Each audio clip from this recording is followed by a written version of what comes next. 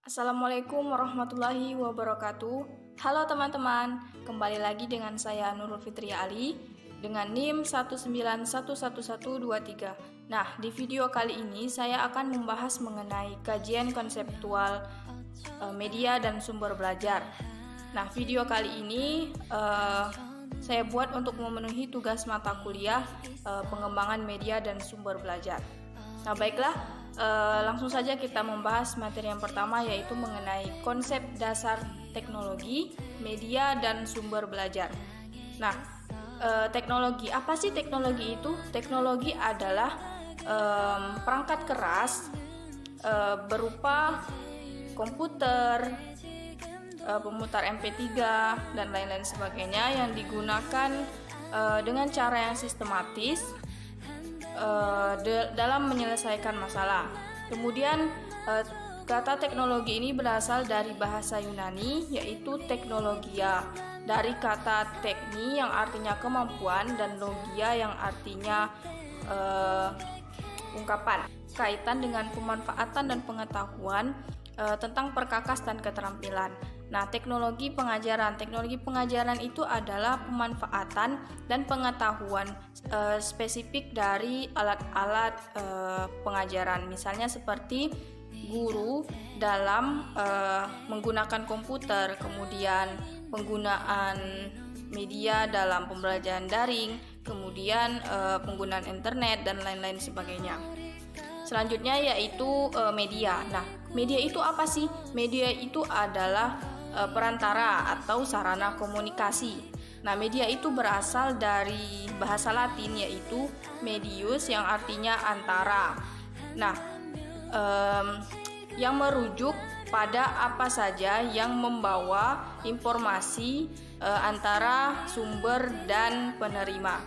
Kemudian ada 6 kategori dasar media, yaitu teks, audio, visual, video, perkakas atau benda-benda, dan orang. Kemudian tujuan dari media itu sendiri yaitu untuk memudahkan pembelajaran dan komunikasi. Kemudian untuk format media. Nah, format media itu adalah bentuk fisik yang di dalamnya terdapat pesan, misalnya seperti papan tulis. Nah, papan tulis itu termasuk ke dalam media visual dan teks. Kemudian ada DVD. DVD itu termasuk ke dalam media video. Kemudian multimedia komputer yang termasuk ke dalam media audio, teks, dan video.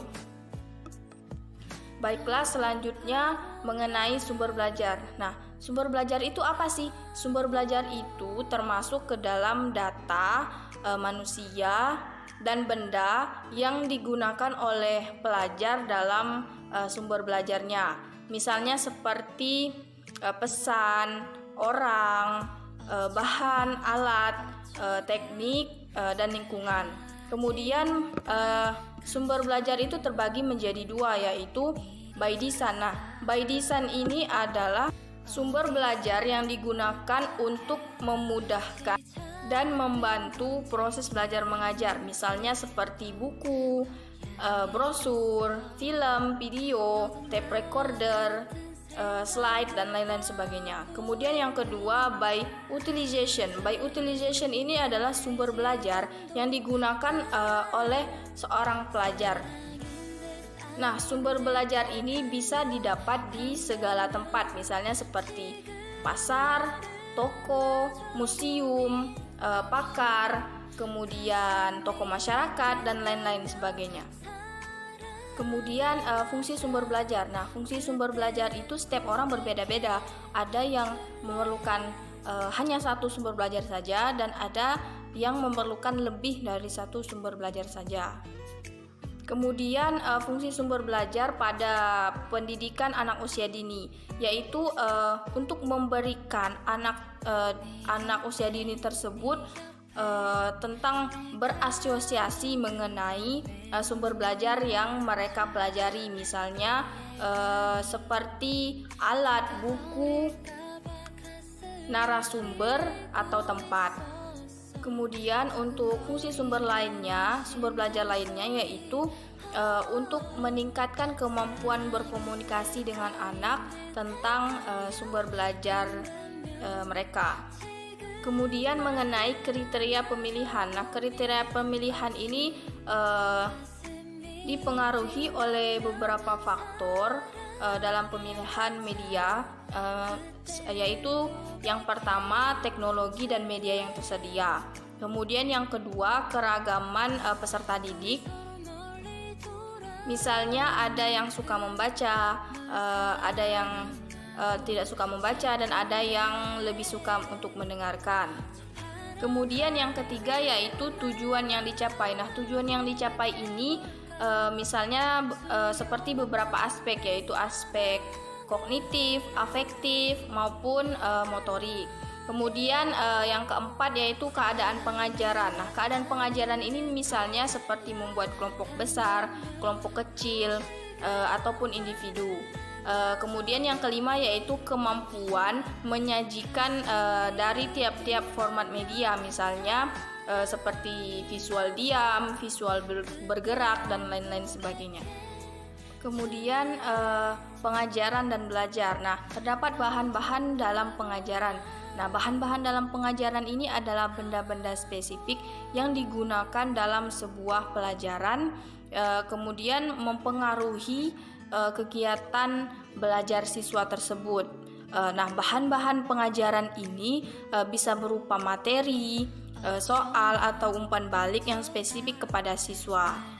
Kemudian ada rangkaian kesatuan konkret abstrak. Nah, kesatuan yang konkret ini adalah kesatuan yang dimana siswa itu dituntut untuk berperan aktif dalam proses pembelajaran, misalnya seperti berpartisipasi maupun dalam observasi. Kemudian yang abstrak ini yaitu siswa hanya dituntut untuk mendengarkan dan membaca apa yang dijelaskan oleh guru. Kemudian rangkaian kesatuan konkret dan abstrak ini menurut beberapa para ahli, yaitu seperti Edgar Dale yang berpendapat bahwa pelajaran itu yang pertama harus dalam bentuk abstrak terlebih dahulu, kemudian baru disusul dengan konsep yang konkret. Kemudian menurut Jeremy Brunner berpendapat bahwa pembelajaran itu akan lebih mudah jika pengajarannya itu dilakukan dengan yang konkret terlebih dahulu, kemudian disusul dengan yang abstrak. Kemudian mengenai pengajaran dan belajar. Nah, pengajaran dan belajar sekarang ini lebih difokuskan penekanan pada belajar, misalnya seperti guru menggunakan teknologi dan media di kelas, kemudian siswa menggunakan teknologi dan media di mana saja dan kapan saja. Kemudian mengenai prinsip-prinsip pengajaran efektif. Nah, prinsip-prinsip pengajaran efektif ini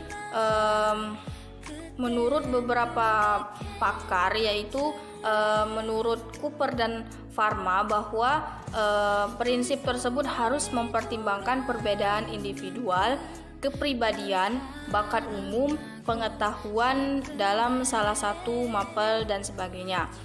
Kemudian menurut Meger bahwa prinsip-prinsip pengajaran efektif ini yaitu menyatakan tujuan itu harus terperinci sesuai dengan hasil atau standar yang diharapkan. Kemudian menurut Morrison dan Lowther bahwa harus melibatkan para siswa dalam praktik relevan, mendorong para siswa untuk menerapkan keterampilan yang sesuai dengan hasil yang diharapkan. Kemudian menurut Black William bahwa prinsip tersebut harus menyediakan umpan balik yang konstruktif, terus-menerus, dan tepat waktu. Kemudian para siswa itu perlu tahu kenapa mereka gagal dan bagaimana mereka bisa meningkatkan kinerja mereka. Kemudian peran teknologi dan media dalam belajar. Nah, peran teknologi dan media dalam belajar ini yaitu misalnya yang pertama, pembelajaran itu berpusat pada guru. Nah, teknologi dan media yang digunakan untuk mendukung penyajian pengajaran, misalnya seperti guru menggunakan LCD untuk menampilkan beberapa grafik, ataupun guru menampilkan rekaman video dalam proses pembelajaran. Nah, kemudian pembelajaran berpusat pada siswa. Nah, siswa ini merupakan pengguna utama teknologi dan media, misalnya seperti portofolio, kemudian ada yang pendidikan jarak jauh seperti sekarang ini, yaitu penggunaan video dan program komputer, kemudian ada radio, siaran televisi, dan telekomunikasi secara langsung. Kemudian mengenai lingkungan belajar. Nah, lingkungan belajar itu apa sih? Lingkungan belajar itu merupakan lingkungan atau situasi fisik yang di dalamnya pembelajaran diharapkan berlangsung. Nah, hal itu bisa mencangkup misalnya seperti fasilitas fisik, terus suasana akademik dan emosional, serta teknologi pengajaran. Kemudian untuk lingkungan belajar ini terbagi menjadi dua, yaitu lingkungan sinkronus dan asinkronus. Nah, lingkungan belajar yang sinkronus itu terdiri dari pengajaran langsung, misalnya saling bertatap muka, waktu dan tempatnya sama, dan pengajaran yang berlangsung di waktu yang sama.